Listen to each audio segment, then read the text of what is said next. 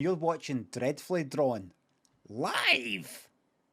I love nostalgia. There's nothing better than looking back and saying the line, "It was better in my day," and that's exactly what I'm going to do today. I recently started a project called Things That Made Sense as a Football Fan in the 2000s. I talk about Livestrong wristbands, I talk about David Beckham's influence, and so much more. But for now, let's get stuck into the next batch of nostalgic hits. Starting with, and I can't believe I'm saying this, I really can't believe these were even a thing, finding stickers in crisp packets. This was a phenomenon back in maybe the late 90s, very, very early 2000s, where basically you would open up a packet of crisps, and I don't know if it was in every crisp packet or just in certain crisp packets, there would be a little plastic packet, probably like 3 centimetres by 3 centimetres, and in that packet was a singular football sticker. You don't see it anymore. It's never going to happen again. It happened then. It'll never happen again. I've got a distinct memory of opening a crisp packet and finding a Nicky Barmby sticker.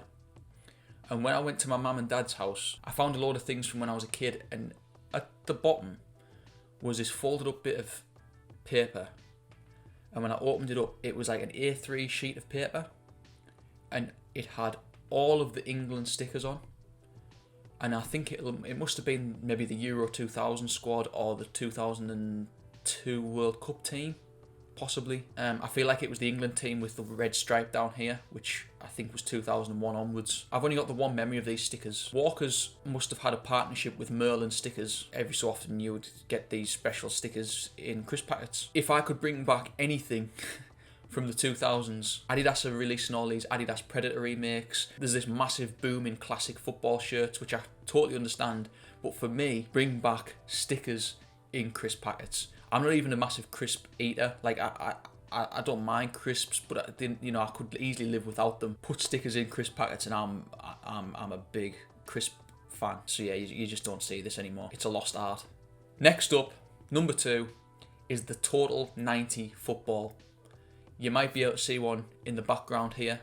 In my eyes, this is the greatest football ever made. There've obviously been other great ones. The Mitre footballs in the 90s, the Adidas footballs in the 80s, what was it, the Tango, brilliant footballs. Then there was the 2010 World Cup ball, amazing. But for me, that Total 90, 2004 2006 ball is just, it's the chef's kiss. It's unbelievable. When you hit that ball, it stayed hit. Like, it just had a ping about it. I was a midfielder when we used to play with this football. Connection you got off it, especially if you had some Adidas Predators on as well. Top tier. And aesthetically, it's an unbelievable effort from Nike. Genuinely. Like the colourways, and then you've got the iconic moments with it, the Steven Gerrard goals, Thierry Henry. Like, it was prime Barclaycard Premier League football. Different level. Next up, I genuinely have no idea whether these were sold outside of the UK. I imagine there's still a cult following of them. Like, you still see them at car boot sales. You still sometimes see them on. You still see them on eBay and Facebook Marketplace and all these places. I was obsessed, and I mean obsessed, with MicroStarz, Corinthian MicroStarz. I think that's what they're called. These little things. Oh, look at the one I've picked out as well.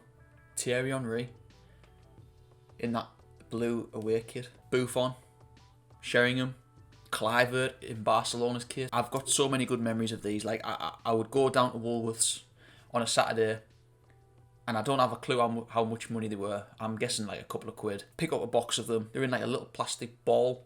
You pop them open. There was like sweets in the box. I've still got the box somewhere. I wish I had it with me. I should really have had them with me when I'm talking about them. I don't know why they stopped. I'm guessing cost and probably sales. If at the end of the day they didn't sell, people, they will just stop making them. I'm convinced these would still be popular. I'm convinced if kids could get one of these, Erling Haaland, Mohamed Salah, Kevin De Bruyne, Cole Palmer, all these players, I'm convinced these would still be popular. Saka, you always see kids with Saka shirts on. Kids would love these. Obviously, they've got other interests now that I didn't have when I was a kid. FIFA's completely took over the scene with kids. Social media, like, there's all these things.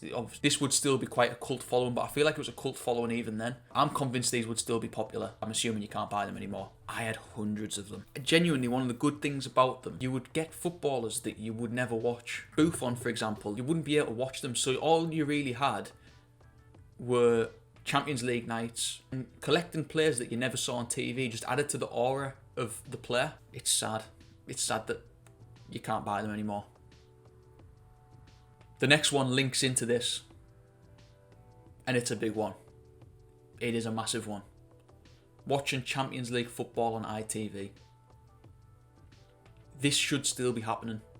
I have no doubt in my mind this should still be happening. Football on terrestrial TV should still be a thing. I know you can get the FA Cup. It's a disgrace that there's so little sport in general, but football on the telly. One of the great things I think about football that never gets spoken about, but maybe it's just me that thinks it, is when football, and I'm going to use a political term, when football cuts through, when someone who has no real interest in football talks about football and has seen what is happening in the world of football. So like the Champions League comeback in 2005 was watched by millions. It would have been watched by people who, you know, if that happened in today's world, would probably not have watched it because they don't have TNT Sport or Sky Sports. You know, like, do you know what I mean? Like, in the UK, I don't think people really appreciate how big sport is when it's available to people to watch. The cricket in 2005 is an example of this. The country just went mad for cricket, and I don't see how this is a bad thing.